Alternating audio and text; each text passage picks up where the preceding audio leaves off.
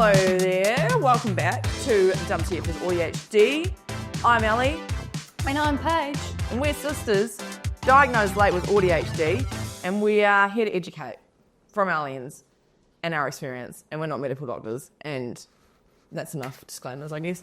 This is episode 2 of our new podcast, and in this episode here, we're going to chat about our lives leading up until the point of diagnosis, which was around when you were 26, Paige, and I was 28. And we just thought... when our lives changed for the better. For the better, yeah, sorry. We obviously haven't done a huge deep dive yet on what autism and ADHD actually are. We will get to that eventually, but we kind of thought that if you're here, you're probably already either diagnosed, suspected you're diagnosed, or suspected that you might have it, or you might be listening to this because you might know people. So you may already have an idea of what the two things are, but we will get to that eventually. We just thought first we should just talk about who we are for the first couple of episodes and like what our lives entail to see if you even relate to us in any way.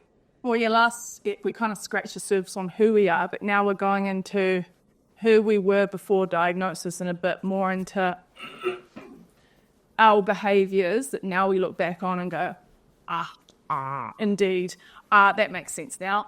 But also how we're very different and how two people, women, girls from the same family, we came out of the same gene, same semen donor, sperm donor. Shot dad. Sorry, Dad. You all in that, but just trying to make the point that we're made from the same bodily fluids. But and we're so different. Same household. Yeah. So it just goes to show that whatever you know about stereotypes of ADHD and autism, throw it out. Well, not necessarily out the door, but it's not always the case. So those stereotypes definitely do exist for some people. They generally are more young boys, the crazy boys in class that would be throwing chairs, spitting gum at people. Yeah. So this is obviously more from the whammon lens. Also, the autism stereotypes are also hugely damaging because autism presents so differently in different people. The stereotype you might have in your mind is someone like Rain Man, or someone who struggles with friendships, struggles with eye contact, struggles with social interactions, might be obsessed with intense special interests, etc. Which is they're all still factors of autism for sure, but they can manifest very differently in different people. It's so funny, everything that you were listing off just then, I'm going in my head, yep, that's me, yep, that's me, yep, that's me. But I don't present that way necessarily, and this is the difference, I think, in how people get away their whole lives with not realising they have it. Yeah. And they get missed. So people like teachers and parents don't pick it up either because, you're such a good girl, Ellie, and you're so intelligent, and you do so well at school, and you're so good with people, and you would say that I'm good with people, but I'm fucking dying when I'm socialising. Yeah, we've definitely learned. Hi, Tony. It's just my cat, Tony. Hi, Blee. We were very intelligent in the way of, and again, I'm not saying other people are not intelligent, but we had a sense of intelligence when it came to observing behaviour and working out where we should behave, how we should behave, where we fit. And essentially we realised what behaviour we were reinforced positively for, what we were reinforced negatively for, and therefore it shaped us into maskers. You just learn what you're supposed to act like in society, or like, I mean, that sounds so stupid because there's not any way that you should necessarily behave. All that shit needs to go. But like there is like an etiquette in society that's deemed normal, quotation marks. Yeah. And you know what that actually is? Normal is really only deemed by how you can contribute to capitalism.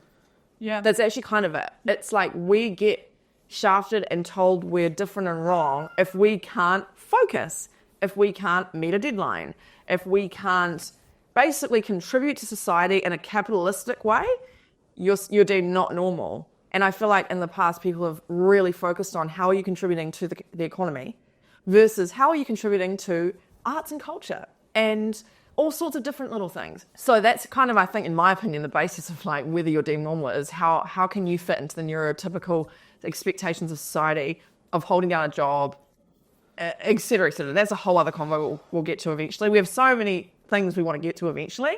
But to reiterate, this episode, we're just going to talk about our childhoods, our teenagehood, and our early adulthood, and what we were like as kids and young people, and how different we both were, and what basically led us to the point of diagnosis, which would then lead into episode 3 next week, which is going to be diagnosis and how we got diagnosed, why we thought we should get diagnosed, etc., etc. So, sorry, it's etc. It really annoys me. People say etc. People say etc. etc. EKC, not AEKC. No, you're right. Sorry. Etc. You say that a lot. Etc. Yeah, I do. Yeah, it's actually really annoying. Yeah, I'm actually usually kind of grammar. Yeah, you are. You really don't. No, it's really pissed me off. Also, when people say espresso martini, I literally want to smack you. I do hate that. But yeah, etc. Well, it doesn't have to be accentuated. It doesn't have to be oh my god. Accentuated, but just not etc. etc. No, you're right. Etc. Okay, back on track. So Paige and I, we were born in New Zealand to two parents who are still together. I'm establishing the family dynamic. Sorry. We've got two parents who are still together. To this day, very lucky. Very lucky that we realise that's not very common these days. Very privileged in that sense. Yeah.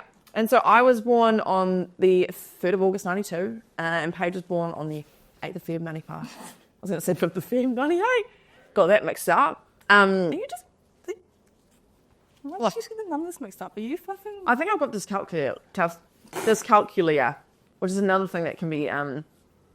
I think I definitely have that. Yeah, comorbid with like neurodivergences, not understanding. My brain literally does not understand numbers and maths. Like I never have. I got tutoring, so did you. We never understood it, blah, blah, blah. But then I have a real strength for English and spelling, which I think is called hyperlexia.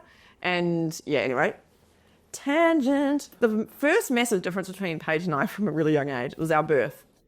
I took 52 hours to come out of my mother's vagina because I was probably scared of coming out of my comfort zone. That is, to this day, her. Yeah. And I'm always paralysed. I never want to move. I'm scared of everything. Whereas Paige was straight out there within 2 hours, almost born in the toilet. And that kind of really set the stage for what we were going to be like as two little kids. Eh? Yeah. Yeah. Yeah, full of energy, non-stop. Let's go. And our two-year-old birthdays, just as another example. It was 1-year-old birthday. 1-year-old? Yeah. Okay. Literally, there's photos of you. We've got photos of Ellie just sitting in this high chair like a little angel. And she's just sitting there. I couldn't even walk yet. I just sat.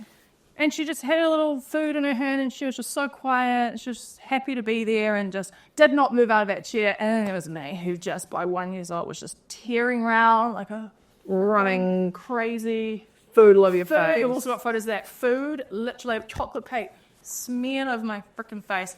Yeah. So those screaming. Yeah. Whereas I was a lot more quiet, reserved, gentle.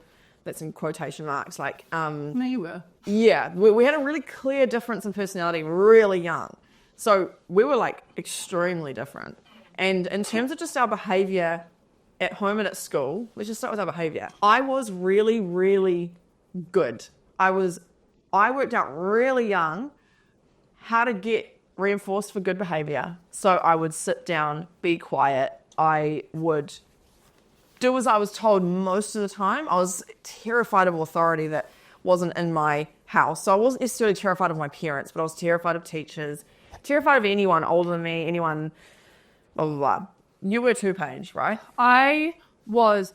it was so weird, such a contrast between what I was like at home and then at school. So I was terrified of authority that wasn't my parents, which sounds bad. But at school, I was actually really good. I never really got into detention. I never really got in trouble. I knew at 5 years old, kindy was a bit of a different story, but by 5 years old, and I started kind of getting a sense of society and how you're supposed to act as a human, at primary school, I was quite well behaved. Kindy was a bit different. Obviously, you're a toddler and you don't know what's right from wrong, really. And just as an example, I mean, no, this isn't necessarily bad, but just an insight into like the little shit I was. And again, we're going to reframe that. I know. We're going to reframe that. You weren't a little shit. But that's what Paige thought her entire life was, that she was a little shit because the adults in her life often told her subconsciously you're not doing the right thing. And you're naughty. And to be fair, yeah, like I was doing behaviour that's not deemed normal, it's quotation marks, in society,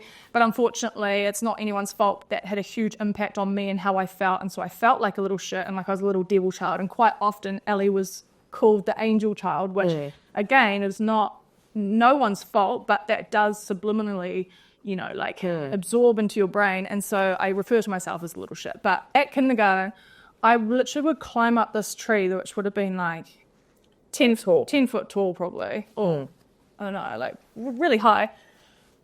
And like literally the staff had to come up the tree and pull me down. And then the next day I did it again. And then the next teacher came up and pulled me down. And by the third day, there was 3 teachers at the kindergarten, which I loved, all 3 of them. And the third day I got up on the tree again, and I think They were like, Paige, why are you up there again? and then I said, well, Tina hasn't got me down yet. So you wanted every teacher to come and get Also, another example. So at kindy, I think it was pick-up time, and Mum had come to pick me up, and I was nowhere to be seen. Mum and the teachers were freaking out. They were running around going, oh my God, she has gone missing, like just thinking the worst, that, oh my God, she's either been kidnapped or she's just run across the road or she's going to get hit by a car. And eventually they find me, and I was purposefully hiding. And what did I say? Did I say anything? I don't remember. I don't know. I just thought it'd be funny to hide. And meanwhile, everyone's panicking that I had, been bowled by a car. So Yeah, so Paige was from a young age, very set in her temperament and who she was, and she was doing really not even necessarily bad things. You weren't harmful. You were just doing things that were entertaining for you, I guess. dopamine seeking. And Energy exerting. yeah, you always had a lot of energy, and also even climbing the tree. A lot of people who are neurodivergent often like either being upside down or being up high. Oh my God, I saw a TikTok of this lady, the psychiatrist, talking about how one of the questions she asked in her diagnosis for people like this is, do you find yourself, or did you find yourself as a kid climbing on roofs? Yeah, no, it's quite highly correlated. It's almost like it's not a stimming thing necessarily, but it's like it's a dopamine seeking / stimulation seeking thing, I think, and also maybe a safety thing. I don't know. It could be many different factors, but apparently there's a correlation between doing things like that and being neurodivergent. And then very interesting, it was at the age of 6 that you developed your Tourette's. Yeah. Which I've always found really interesting because, in my opinion, in my non-medical, non-doctor opinion, I think you developed those tics and Tourette's when you started realizing society wasn't going to be nice to you. And I think that was an element of your energy going wasted and therefore having to be exerted elsewhere in your body. Again, not a doctor, but the fact that you at school, as soon as you hit school and there's a high social expectations, high education expectations, teachers telling you what to do, sit down, be quiet, sit still, I think that may have had a really big impact on you because I don't think you were made for traditional schooling. No, exactly. At 2 years old, Mum put me into athletics because I had so much energy to get rid of, and might I say I was very good. I swept up the competition at 2 years old. Yeah. And so I just had a lot of energy, and I didn't have my tics until 5 or 6 years old, where I started to develop them. I started to first develop a heavy blinking one. I actually did originally have one verbal tic. I managed to grow out of that one and didn't develop any more verbal ones, but did originally have one verbal. And so I agree. I think that, I realized, I think a lot of my behavior up until 5 years old was just doing what I wanted, really, based on how I felt, not knowing what was right or wrong, and seeking dopamine and getting to school, and then having to just sit there. And I agree. I think it's my energy that needs to exert and get out that it couldn't, and therefore they manifested in that way. Yeah, and I think because you're a girl as well, that this expectation on girls is a lot higher than boys. And I think if you were a boy, potentially you may not have suppressed them as much. You may have still continued climbing on chairs and tables and stuff, but I do really believe that women and girls have so much more societal expectation to sit down and be a good girl. And so then it manifested internally in you in the form of potentially Tourette's and just poor like mental health in a way and unhappiness. Yeah. Versus me, under 5 years old, I was naturally just a bit quieter, a bit gentler, very sensitive. We're both sensitive, but we're sensitive in different ways. I feel like you hid your sensitivity by being outward, whereas I was just always quite quiet and sensitive. I was confident. I was a very confident speaker. I was a really good talker. When I got to like age 2.5, I was just hyperverbal, which again is the opposite of what some people may think autism is. People think that autistic people are mute, and some are. But generally, girls are different. Yeah, mine's more of a hyperverbal thing where I talk a lot. And I guess as well, being not just autistic but ADHD, that hyperverbal pump comes from the ADHD part maybe as well. Yeah, totally. Because bear in mind, we're coming at this from both lenses. So if you're just ADHD and listening to this, there may be things you don't relate to. And if you're just autistic listening to this, there may be things you don't relate to, because we're the combo of both, which is a discrepancy in itself. We'll get to another episode on the competition between ADHD and autism and how it affects you in your own brain. Internally, yeah. Yeah. But I essentially quite naturally fit into society naturally because I was quieter. I did what I was told. I very quickly learned what was right and wrong, and I obeyed it. And I think in my young life that worked really well for me because I've never got in trouble, blah, blah, blah. But then we'll get to it later where I actually think it really negatively impacted me because everything came as an internal cost. And your needs, you did have needs, but you weren't overt about what you needed, and because you appeared to be fine, you, I think, were just, you're fine, so you didn't get attended to, which actually has a negative effect as well. Yeah, and I think also Paige, because as she was saying, she felt like the problem child, a lot of the attention went on Paige and the parent, in the house dynamic. It's all good, I don't have any resentment towards this, but I think that so much attention was on disciplining you that I ended up kind of neglected, not in the way of like lack of love, I just mean I learned that because mum and dad were having such issues, in quotation marks, with you, I learned better not stress them out more. I'll just be good. And so we really went on these two different paths of like good and like devil, like angel versus devil. Kind of. No, yeah, it's exactly that. So again, really trying to highlight how different Paige and I are from the get-go. And I, at school, early school and primary school, I was a little kind of genius, to be honest. I was running through worksheets and half the time my classmates were. My mum was talking to my primary school teacher saying, I'm really worried about Ellie. She's not being challenged. She's not learning how to learn.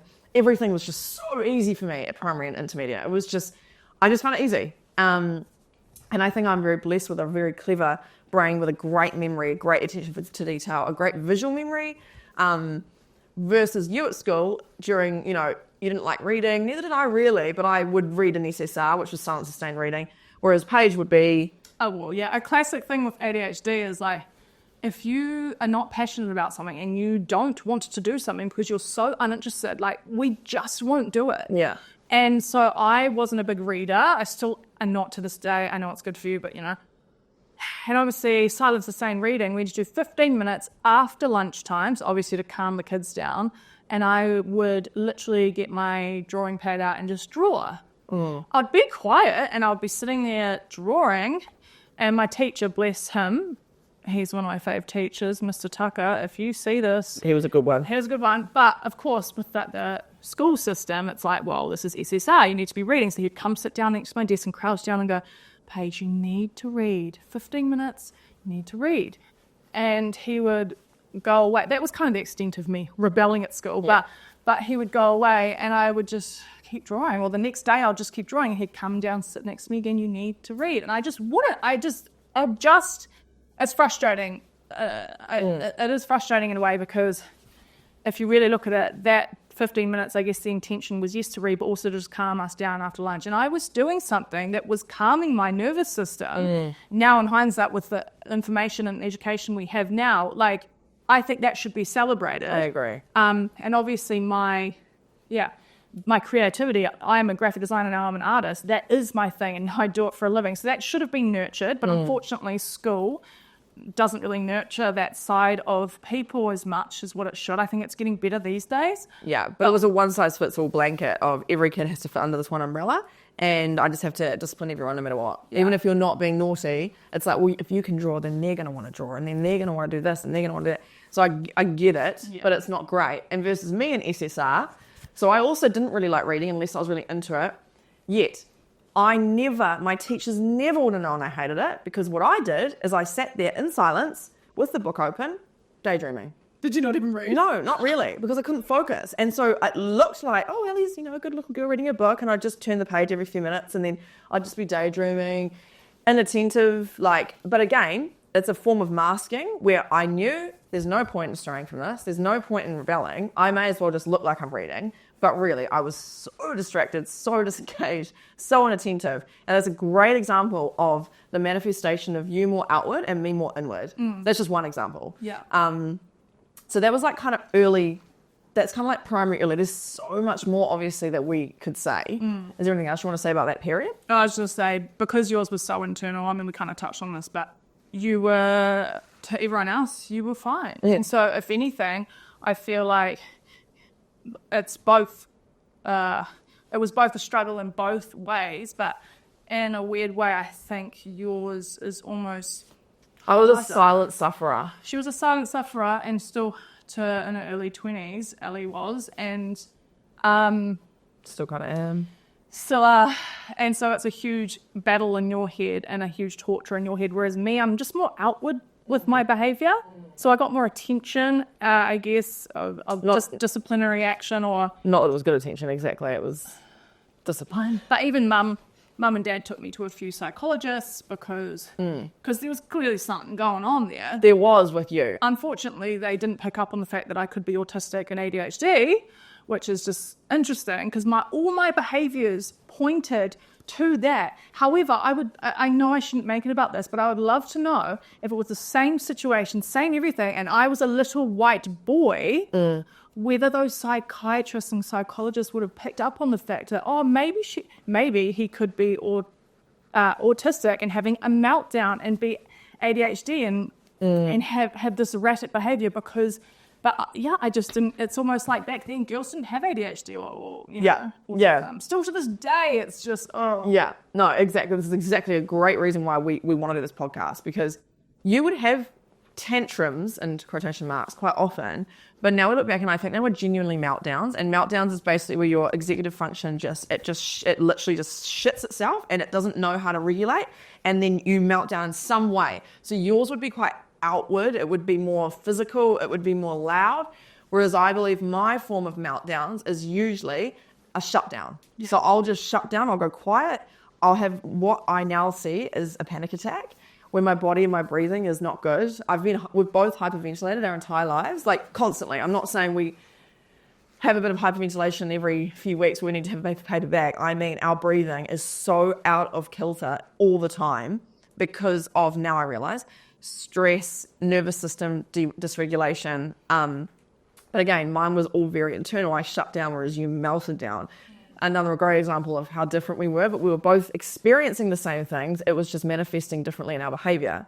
Yeah, and I agree. And do you know what's funny about that is that these days, as nearly a 30-year-old, my meltdowns are now more internal and more in my brain, because I suppose after 25 years or more than that of being in society and learning what's right and wrong, I think I've been conditioned almost that or maybe I just grew out of it because, you're a kid and as you get older, you just get better at maybe regulating your emotions. But now my meltdowns, I go kind of mute and I don't know how to feel. I can't make out how I'm feeling and I just go quiet and it's weird. It's like a numb feeling almost. Yeah. Yeah. One element of autism often is the ability to identify emotions in yourself. So we feel something, but we don't know what we feel until potentially even weeks later. Yeah. It could be hours later, weeks later, months later that we go, I know how I felt that day now. That's what I felt.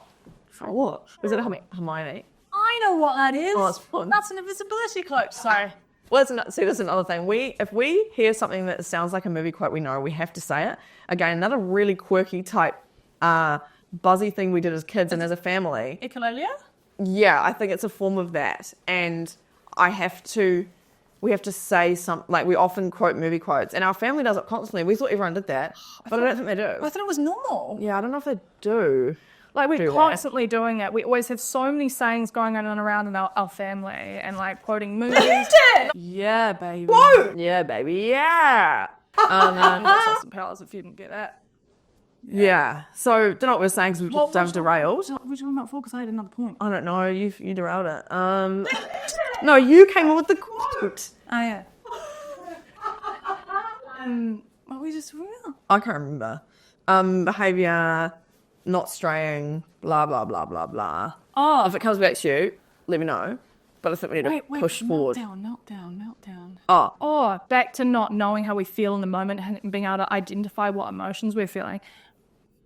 Because of our upbringings and learning what's right and wrong, I think, and also experiencing RSD, rejection sensitivity dysphoria, we are massive people pleasers. And so in moments where there might be a slight bit of conflict, not even, it's just like maybe even just a disagreement, like we freeze up and we're in a fight or flight, or we're actually our response is fawning, where we go, oh, sorry, yeah, no, and we don't speak how we actually feel because we actually don't know how we feel. And then a few days will go by and we will ruminate over the same thing over and over again. It will play out in our head, the same situation. And then finally we'll start realizing actually how we feel about that and how they treated us. And we go, oh, that's not fair. And our injustice sensitivity comes in, another huge thing with autism and ADHD. Yeah. And then we'll wind ourselves up our own asshole about this thing where we could not speak up in the moment because we froze. And we fawned. And that's a response of... It's like a trauma response, actually. Yeah. And a lot of the time, people with autism and ADHD do have trauma issues because we've been traumatized by society after not fitting in to that neurotypical lens. So in terms of behaviour, very different manifestations. Mine was more internal, Paige is more external. Education, Paige was really, really great in art classes and anything creative. You excelled in that. I was good at stuff like English, things that needed me to memorize things. Like I could memorize how to spell things. It was my memory that actually helped me get through school. Did you actually absorb it? And no. So I didn't absorb any of it and I hated it and I was bored, but I managed to procrastinate, do things the night before, et cetera, et cetera. Cram. Even at high school and primary school, I just knew what the teacher was looking for and how to best get the grade I needed. It was never actually about like learning what I knew and like what I was learning. Yeah. So education wise, I was a really high achiever and so was Paige in many ways. And Paige was a great athlete. We were both, you know what I'd say is we were both incredibly gifted kids and we looked that way. So we were doing really well in athletics, sports, singing, theatre. I was a huge singer, was in all the choirs, did lots of solos, did lots of theatre shows, I just loved acting and pretending I was someone else. Haha, masking. Just on that, don't forget, one thing about autistic women is a lot of the professions, generally, it's like a known thing that they go into is acting or singing or... Acting, psychology, which is what I ended up studying. Literally actor and psychology. That's the two things that her psychiatrist or psychologist literally said that autistic women... Sorry. Often, that's another stereotype that the sort of high EQ woman with autism end up going into acting or poetry or psychology, which is all the things that I ended up being interested in. So yeah, from the outside, Paige and I looked like high-achieving kids, a few behavioural issues maybe for Paige, but again, she never really got in trouble at school that badly. It was more when she was at home and she had been masking all day and then she'd pull the mask down and then our family would get the brunt of it. That sounds horrible, but you know what I mean. It is, yeah. I was more just this good girl. Even my voice and the way I spoke was very much mimicking adults. It was like this. Yes. I'm very good, thank you. I definitely was mimicking adults. I realised now as a child, all I was doing was mimicking what the adults were doing above me, which led to a very interesting early 20s period of my life. But we are going to talk about, because this has actually been really in-depth, this first bit of this episode, we're going to split this episode into two. So episode 3 will now become 18 to diagnosis. And we're just going to go up until 18 at this point because there's just so much to cover in terms of what we looked like as children. In terms of friendships, let's talk about friendships before 18. Yeah. What were friendships and what was your social life like before 18? This is so hard. I struggle to even find words or still know how to explain this and how I felt. but I didn't feel like I had many friends. And the friends that I did have, or the friend groups that I was a part of, I felt so different to them. And I don't know why, like that sounds so like silly, and I'm not trying to be cute and quirky. It's like I genuinely Didn't relate to them. did not relate, or felt like they didn't understand me. And yeah, You liked different things, maybe. oh, it's like an imposter in your own mind where I literally felt like an alien, and I felt, yeah, I felt like I never really. It sounds, I don't mean to be all like victim-y, but I never felt like someone else's number one. Like everyone, would have best friends, or actually on the chance that I would find someone that I felt like it was like, yeah, we're besties, it would kind of end somehow. Yeah. I don't know why. And then I'd be like, Confused. I'd be confused. And yeah, so I felt very different to everyone. And so felt like I didn't have many friends. And a lot of your friends were boys? A lot of my friends were boys, and I got along with them really well. Had a fucking cracker of a time, laughing, playing sports. And then I guess because I was a girl, Eventually that becomes, unfortunately, you Yeah. come to puberty and it's sort of like, you can't have those friendships anymore. Well, you should be able you to. should be able to, but it's like the boys are going off playing sports, and they end up treating me differently now that puberty's hit. Or you try to have these friends that are boys to only find out that later on that they actually are just trying to essentially get into your pants. Yeah. And then I didn't really relate to girls as well. And I'm, again, not trying to be cute and quirky, but I did not relate to, what's your word? I'm quite androgynous, or just, Yeah. I'm quite masculine. I hate using that word, but oh my God, the fucking social photo. There's this photo, it just encapsulates everything about how I feel. And it was like You were year 8. It was your year 8, disco. yeah, year 8 social at the end of year 8 when you're about to go to college. And it's literally this photo of us 4 girls, and all the girls Sarah, Jess and Jess, if you're listening, love you guys. You guys look so cute in it. They look so girly and nice in their dresses. And then there's fucking me in my black dress, and I have quite big shoulders these days because I'm an athlete, and I was very muscular as a kid. Just naturally. And I'm literally standing there, which is nothing wrong with this at all, but I literally look like a boy in that photo. And I guess again, there's no issue with that, and I love my shoulders now. I love my strong, muscular physique. But at that age, when I'm looking at these girls who look nice and feminine and beautiful, I was beautiful, but I remember looking at that photo and being so embarrassed. Yeah. It's like, oh my God, like a boy that's so ugly, beat myself up. Anyway, so I just felt so different. It was literally a visual representation of how you actually felt inside. That's exactly right. Yeah. I felt like, oh yeah, there it is. That's how I feel. I feel so different to these girls. Yeah. And they're not welcomed by guys like a guy would welcome in another guy. You just automatically get that sort of approval or like that. Whereas, yeah, so I felt like I didn't have many friends. And Yeah, you often had one friend at a time, and from my memory, and it was always quite an intense friendship. And but you never, that would often not be maintained, unfortunately. And yeah, when I like someone as a friend and we get along really well, some would say maybe I'm a bit intense. And I would be so excited to have them as my bestie, and maybe that became a bit too much for people. I don't know. So who knows? It's the other thing about being neurodivergent is you often get shunned all of a sudden, and you don't get explained why, and it becomes very confusing, and it really, really impacts your self-esteem. So you've got Paige as a young kid who got along really well with boys really young, had the odd girl friendship, but never fully related to them.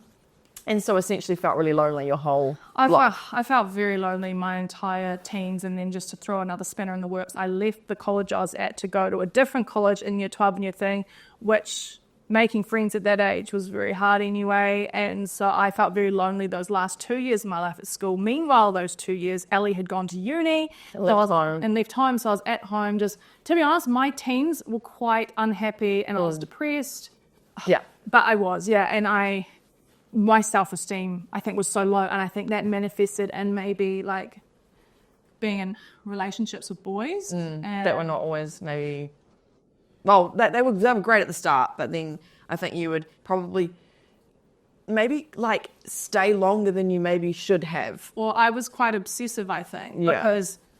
because I was yearning for connection and yearning to be loved, even in just like a friendship way, that I'd find this boy that I'd really like and we'd be together for a while. And so I'd put everything into that and shun off any friends that I did have, classic. And then I would have my heart broken. And again, I would feel so low and so unwanted. And I didn't even have my sister then, although that's your problem. But, Yeah. and then I'd be at home, getting told off. Yeah, that was the other thing I was going to say, is that meanwhile, throughout Paige's whole childhood before 18, she was still, rebelling, being what I would call, it's called pathological demand avoidance, which is PDA for short, which often autistic kids have and people have, where it's like if you get told to do something, it removes the want to do it because someone else took your authority off you. So if Paige got asked to do something, she'd defy it. Yeah, generally from mum and dad. Yeah. But then at school, can I just say on that? Oh, sorry, I must have stopped your flow. But on that is that was what I was like at home. But then at school, again, I was such a good girl. I was, and I actually got excellence in most of my subjects. And You got a scholarship to that school, by the way. yeah, I got a scholarship. It was an all-round one. Yeah, to that school, which wasn't just sport though; it was academics as well. So Massive discrepancy between what she looked like on the outside, achieving high, doing really well, and then at home feeling completely the opposite. and alone. And also doing, I was actually doing athletics at quite a high level with my coach that I love to this day, Matt Dell, I love you. And so I was training a lot. After school, I would literally go to school 9 to 3, get in my car. My school was in South Auckland. I would drive all the way to Millennium Institute on the North Shore, train for 2.5 to 3 hours, get home at 9 o'clock, eat what dinner mum had made for me, probably tell her it tasted like ass crack. Sorry, mum, love you.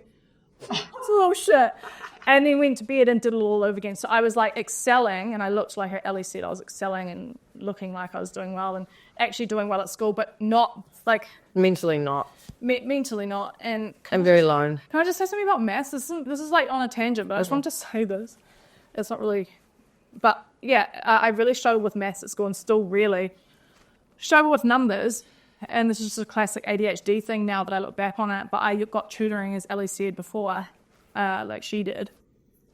And it would be the problems that are Susan has 10 apples. She gives 5 away and buys 20 more. And then she splits those apples with 5 of her family members. How many apples did the family members get? And it's by the time I got to the second part of that equation, reading it, I'd forgotten the first part. It was there was just no way my brain could do it. So I really struggled with maths and science and stuff, but because of NCEA, I was able to do photography and art and PE, and I really excelled on those things. So it's, again, a classic example. When you're uninterested, it's genuinely, my brain just would not compute. It would not. But then things that I was passionate about, I would obsess over. Yeah, totally. And I think as well, often with autism more so, but also ADHD and other neurodivergence, we're often really polarizing in terms of our how we excel. So often autistic people will be really good at something, like a genius at something, but then really be the opposite in other fields. And that was definitely us. We were really good at some things and other things. I'd go, what? I'm smart. How am I not getting this? But it's because my brain just didn't get it.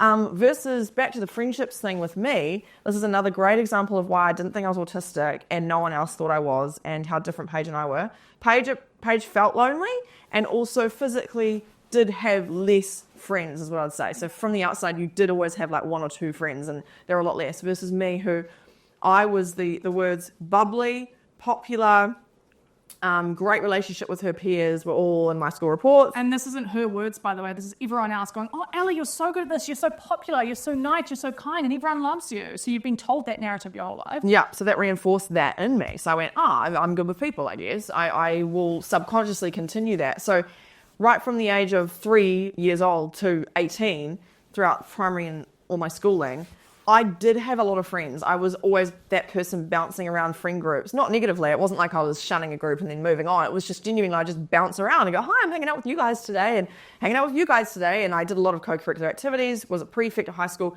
blah, blah, blah. which gave me a lot of opportunity to meet people. I always gave so much to people because I wanted to. I did, and I think I got a bit of self-esteem from that, though, to be fair. Like, I wanted to help others because I felt lonely in my own brain, and I was quite good at giving advice. So from the outside, I had a mountain of friends that looked like I was just the most popular person in the world. But deep down, most of those friendships I didn't feel genuinely connected to. I was masking in them. I was appeasing them. I would become a chameleon and change who I was depending on who I was with in the situation. Not in an inauthentic way. I was never fully inauthentic to myself. I was always genuinely in love with my friends and I genuinely cared about them. But I definitely changed who I was. So from the outside again, looked really popular, but really deep down, if I needed help, who would I actually have gone to?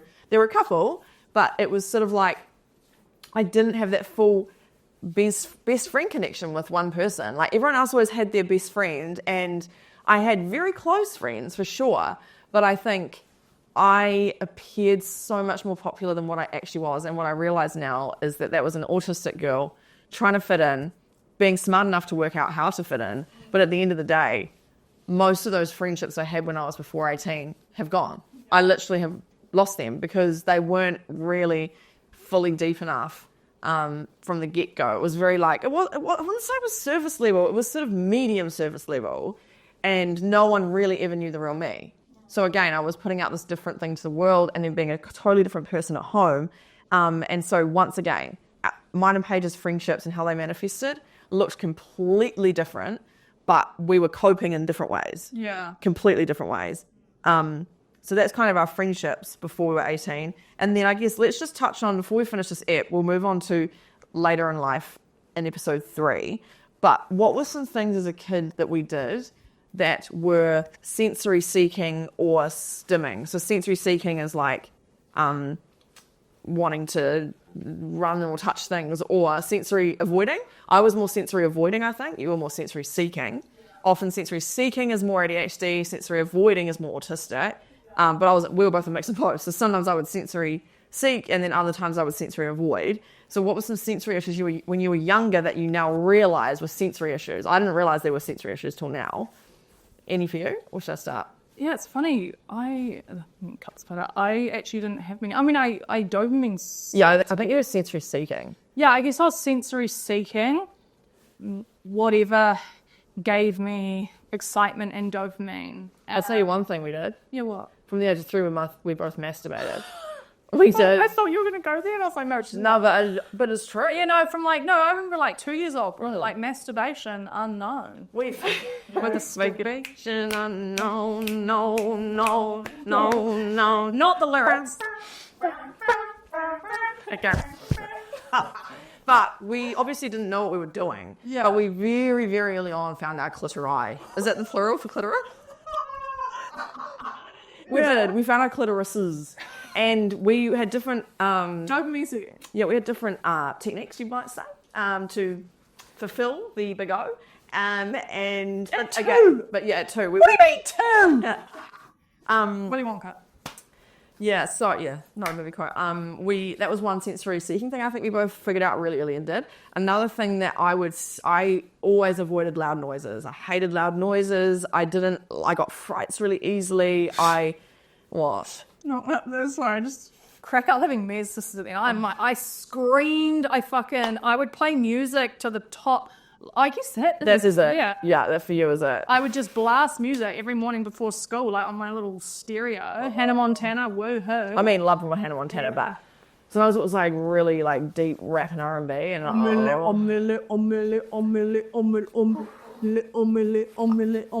you did. Yeah, I think the root of my overstimulation was often you. It kind of was. Whereas I was, really aversive to noise, really loud noises. Clothing, I never wanted to wear anything touching my skin. I always wanted to be in track pants. I took my socks off as soon as I got home from school and threw them on the lounge floor, which became a thing between my mum and I. But I was always trying to get things off my body. I hated people being touching me. I hated clothes touching me. I hated bras when I started wearing them. I was like, am I seriously going to have to wear this boob cage for my whole life? I mean, it is though. And I still hate it. But I was, very sensitive to touch and and my ears were sensitive, and I could get overstimulated visually too, just with like bright lights and stuff. Oh, bright lights is one for me, man. Like my tics get really bad when I'm in a bright light situation. Sorry, continue. No, that's all right. Also, our nose, Paige in particular has a really strong nose, so she wouldn't hesitate to tell me in public that my breath stinks. Oh yeah, I guess that's mine, eh? I have very sensitive smell. Yeah, it was really embarrassing for me. Yeah, I I wouldn't wouldn't be afraid to tell her when she fucking reeked, bro. I hated it. It was so bad. But yeah, so we definitely had really clear signs. We'll probably get into this in another episode when we talk about sensory stuff. But we just want to give an overview of like, there were signs when we were younger that we were either sensory avoiding or sensory seeking. I had an intense fear of ceiling fans, and I could never explain why, but I think it's a visual overstimulation thing where, I'll get into that another time, but I had a really weird fear of fans, weird fear of car washes, couldn't go in them, had to stand outside. All sorts of fear. I was actually quite driven by fear. I was always scared of things, and you were more ballsy. We'd be on a playground at the age of 2 and 4, and I was 4, she was 2. She'd get the guinea pig to try it Yeah, for her. I would make my little sister, who's 2, go across the bridge first to make sure it was safe for Or me. like the monkey bars. She'd let me fail first. Now, she had to see her little sister do it, that she could do it. Yeah, I actually gained more of my confidence from my little sister than I think maybe many kids would. I relied on you to take the lead in those scarier situations. No worries, love. Yeah, mate, no worries. And then the other thing I was just going to touch on from early age that we now realise might have been like stimming or kind of hyperactive like activity is I was a huge skin picker. I was Don't pick. Oh, I was always picking my face. I was always rubbing my hairline, smelling my fingers. Very weird. I don't know. It's like an olfactory sensory seeking thing where I'm like smelling my own scent. So there's all these things that I did which I thought were a bit weird, but like didn't really think much of it, but I was hiding them. I was trying to hide those things from people because I knew it was weird. But from the age of literally, I had little ringlets when I was younger. As soon as they were long enough, I was a hair twirler. You still do it now. I still do it now. And now I realize that's me self-regulating and also a way of letting out my energy. And also from the age of literally birth, I was a thumb sucker. And I didn't stop that until I was 8 because I forced myself to because I knew I was going to get buck teeth. Whereas if I had it my way, I'd probably still suck my thumb. It was a really, really soothing sensory thing for me, which I miss to this day. But I was even twirling my hair so hard sometimes that I would get my ringlets stuck around my finger would go blue, my mum would have to cut my hair off my finger. Like I was very intensely always trying to self-regulate now in hindsight, but it just looked like I was just chill it. Like it didn't look, that was actually me trying to, in class, get my hyperactivity out without people realizing it and also like regulating my emotions. I don't know if you had necessarily stims like I did. I think you were definitely more ADHD presenting. And so you were way more just seeking stimulation, dopamine, noises, and just lots of things all the time. And, oh, that's pretty, and I want that lolly, and I want this, and I want that. And you were just a lot more outward, whereas mine was so inward. Again, going back to the point of Ellie always looked like she was fine. Yeah. I wasn't. Where she wasn't, and that really had a huge impact, which we'll get into later. Yeah. Next year, because, Yeah, we kind of run out of time for this ep, and we want to keep them reasonably short because people with ADHD, we want them to be able to easily digest these episodes. But in the next step, we'll talk about our life from sort of like 16-ish to 28 and 26. before diagnosis. Yeah, before diagnosis, our young adulthood, our mental health struggles in those years, because that is the big one. That is Buckle where, up, kids, it's a cracker. yeah, this is where it really became aware, like we became aware that there was something wrong, is when our mental health, for me, it was the age of 16 it started, and my physical health and everything, but we'll get into that in the next episode. But that's kind of a very brief overview of our childhoods. We'll probably get into more of it when we naturally touch on these topics later in later eps, but we just first of all wanted to give you an overview of like our basic childhood and how different we were. Yeah, and therefore how different ADHD and autism can manifest. And like, don't let anyone, if you think that you are, don't let anyone tell you that you're not until you go And research yourself. Or if you're lucky enough in a position to go get a diagnosis. Yeah, we are the walking example of, if you've met one autistic person, you've met one autistic person. Yeah. We're all different. We're all different as ADHDers as well. And we're really, again, trying to highlight that in this podcast, that even if you're sitting there listening and thinking, no, I don't have those things, maybe just give us some time, because I also thought, nah, I'm not autistic. I'm successful, I'm high achieving, I've got friends, blah, blah, blah. So yeah, thank you for listening to episode 2. In episode 3, we'll cover the next sort of 10 to 12 years of our life. And then episode 4 will be about how we got to diagnosis, why we got there, and then how it happened. And we'll hopefully give some insight into how you might be able to do that too if you can. And how the diagnosis helped and changed our lives. Yeah. But thank you for listening. Thank you very much, guys. See you next time. ABCDF, you have to go.